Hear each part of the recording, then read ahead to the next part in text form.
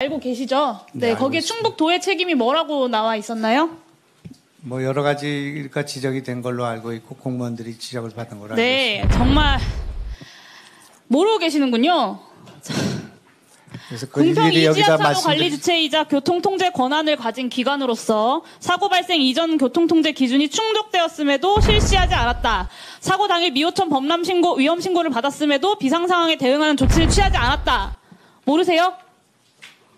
다 그것이 검찰 수사의 과정에 있기 때문에. 아니 국무조정실에서 발표한 거라고요. 근데 이거 모르시냐고요. 이게 무슨 검찰 수사와 무슨 상관이에요? 국무조정실의 그 조사가 다 완결된 것이 묻겠습니다. 아니고 궁평 또 2 지하차도 우리 몇 번 지방도죠? 공무원들의 진술이 엇갈린 증인! 부분이 많이 있기 때문에 그렇게 묻는 말에 의원님- 대답하세요.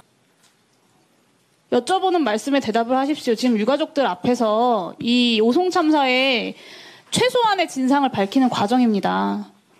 궁평 2 지하차도 몇 번 지방도입니까?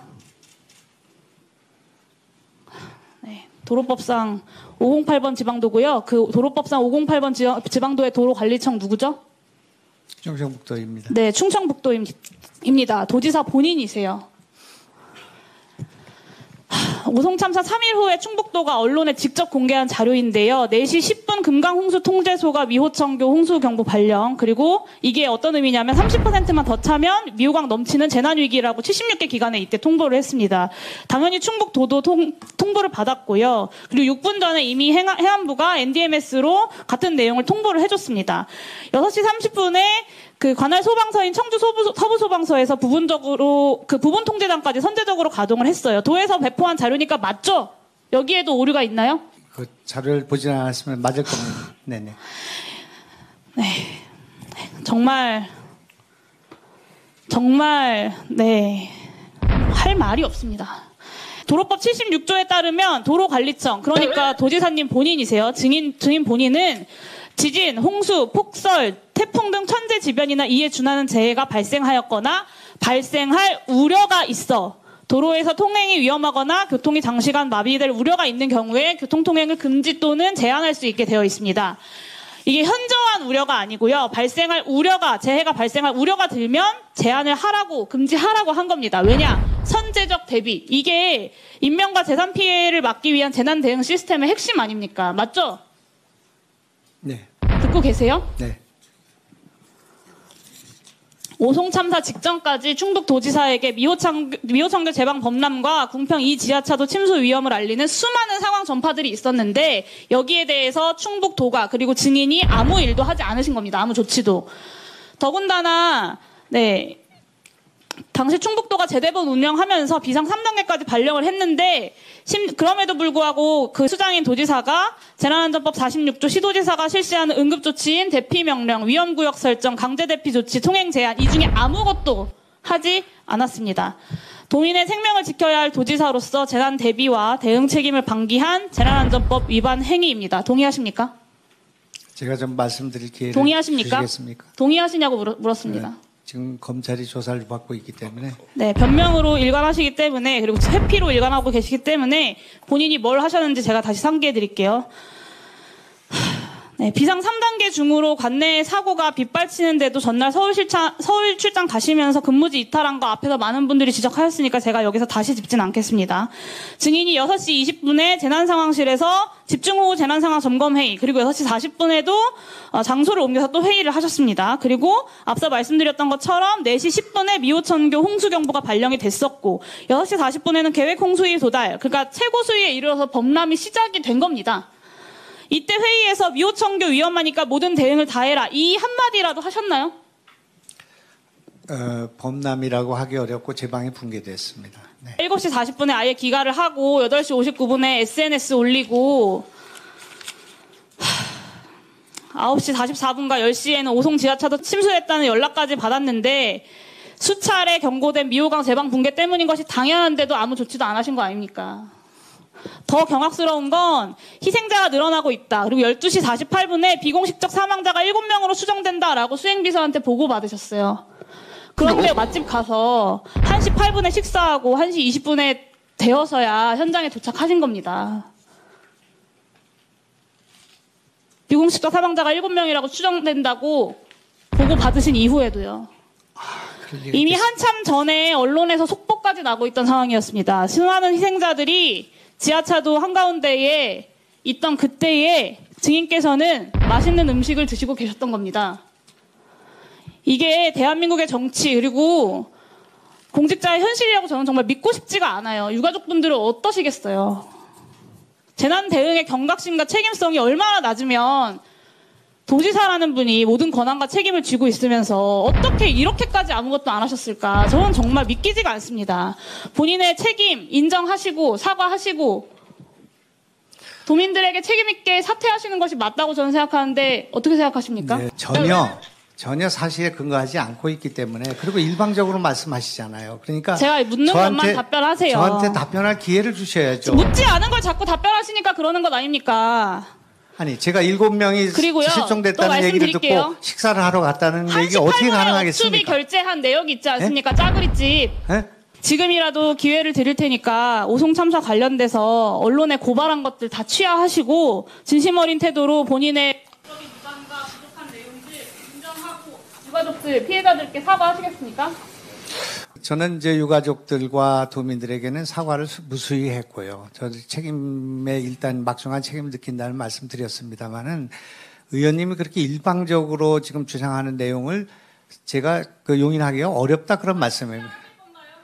저도 국회에 있어봤지만 이렇게 무지막지하게 그 사실 자체를 왜곡시켜서 이 사태에 대한 본질을 왜곡할 수 있는 그런 내용들이 국회에서 논의되고 이게 속기록에 남게 되고 이게 검찰 수사에 영향을 주고 또 우리 도의 공무원들이 지금 많은 분들이 지금 수사를 받고 있습니다. 그렇기 때문에 이 문제는 객관적으로 다뤄야 될 문제 사안들이 굉장히 많이 있는 거 아니겠습니까? 그렇기 때문에 이렇게 일방적인 주장을 하고 이를테면 7명이 실종된 걸 알면서 식사를 버젓이하고 현장에 가지 않는 도지사가 어디 있겠습니까? 7명이 실종됐는데도 불구하고 오송을 가지 않고 버젓이 식사를 했다. 이렇게 말씀하시는 거는 전혀 내용이 다른 것이다. 그런 말입니다.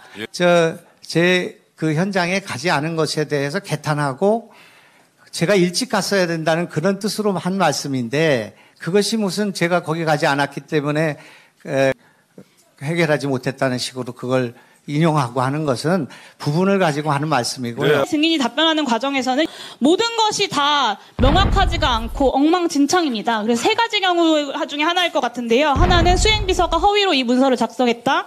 하나는 증인이 지금 위증을 했다. 세 번째는 충북도 내에서도 당일의 상황에 대해서 단 하나도 정리가 되어 있지 않다. 이 세 가지 종류 중에 하나일 거라고 생각합니다. 특히 이 중에 수행비서가 이 문서를 허위로 작성했거나 아니면 증인이 위증을 한 것이라면 위원회 차원의 고발이 필요하다고 생각합니다. 그래서 위원장님과 간사님들께서 이 부분을 좀 검토해 주셔서 위원회 의결을 해주시기를 요청드립니다. 이상입니다. 네, 알겠습니다. 위원장님, 이 문제에 대해서는 제가 아니 지금 이렇게 회의가 왜 이렇습니까? 이렇게 허위로 고발을 한다고 하는 사실 자체를 잘못 언제 이해하고 고발을 한다고 그랬어요? 아니 고발해달라고 하는 거 아니겠습니까? 상황 아닙니까? 근데 이걸 보고 계신 분들은 제가 아니 지금 증인은 묻지도 않은 질문을 하고 지금 제가 질의를 해야 되는데 끼어들어가지고 지금부터 잠시만 주목해 주시길 바랍니다.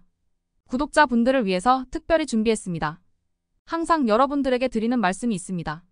이슈와 뉴스만 챙겨보셔도 충분히 돈을 벌 수 있다고 말씀을 드렸는데요. 여러분들 여기 보이시는 제 채널의 영상들을 보시면 어떤 생각이 드시나요? 단지 뉴스 영상만 보고 아무 생각이 없으신가요? 그렇다면 아주 잘못된 것이라고 생각합니다. 그 이유가 무엇이냐면 제가 4월 5월에 뭐라고 말씀을 드렸나요? 지금은 반도체에 관심을 가져야 한다. 뉴스만 보고 넘기지 마시고 투자 쪽으로 생각을 봐야 한다고 말씀드렸습니다. 이런 썸네일들을 영상을 통해서 많이 보셨을 텐데요. 이런 반도체 이슈가 되었을 때 부자들은 어떻게 생각할까요? 반도체는 무엇이 있는지, 어떤 종목이 가장 좋을지, 어디에 투자해야 돈이 몰릴 수 있는지 자연스럽게 생각한다고 말씀드렸습니다. 부자들이 봤을 때 이슈가 곧 돈으로 이어지고 그 이슈가 나에게 돈을 벌어준다는 경험적 확신이 있기 때문에 부자들은 사회적 이슈를 관심 있게 챙겨본다고 말씀드렸습니다. 이번에도 마찬가지입니다. 지난번에 구독자분들과 함께하는 주식으로 수익 내기를 진행했었는데요. 100% 무료로 진행을 했고 이 사진을 보시면 아시겠지만 구독 문자 메시지를 남겨주신 모든 시청자분들께 이렇게 반도체 관련주 중에 가장 급등할 확률이 높은 딱 한 종목을 드렸습니다. 4월 말 시지트로닉스를 추천을 드렸습니다. 여기 나와 있는 사진을 보시면 정확히 얼마에 매수하고 어떤 종목을 사야 하는지 어느 지점에 팔아야 하는지 이런 부분들까지 여러분들에게 정확히 알려드렸는데요. 실제로 많은 분들께서 수익을 보셨습니다. 오른쪽을 보시면 아시겠지만 4월 말에 시지트로닉스를 소개해드리고 나서 실제로 며칠이 지나지 않고 이렇게 주가가 2배 이상 급등이 나왔습니다. 당시에도 굉장히 많은 분들이 제가 드린 이 종목으로 수익을 내셨습니다. 지난번과 똑같이 구독이라는 문자를 보내주시면 이번에 이슈가 되고 있는 주식 중에 앞으로 대장주의 구실을 하면서 주가가 가장 크게 상승할 한 종목을 시청자분들에게 문자로 종목명과 사고자 하는 시점을 모두 알려드리겠습니다. 혹시라도 나는 주식을 하지 않는다 하시는 분들은 주변에 주식에 투자하는 분들에게 추천을 해주셔도 되고 연세가 있으셔서 투자가 어려우신 분들은 이 종목을 가지고 자녀분에게 한번 사서 수익을 내봐라 이렇게 조언을 하실 수도 있습니다. 이 영상을 보시고 계시는 시청자분들 중에 종목이 궁금하다 하시는 분들은 전화번호 010-5638-2209 똑같이 무료 추천 급등 주식 문자를 보내드리겠습니다. 돈을 받는 것도 아니고 투자를 대신해 드리는 것도 아니고 부담 없이 구독 문자 보내주시면 되십니다. 다른 것을 바라는 것이 아닙니다. 수익이 나신다면 구독과 좋아요 한 번씩 부탁드립니다.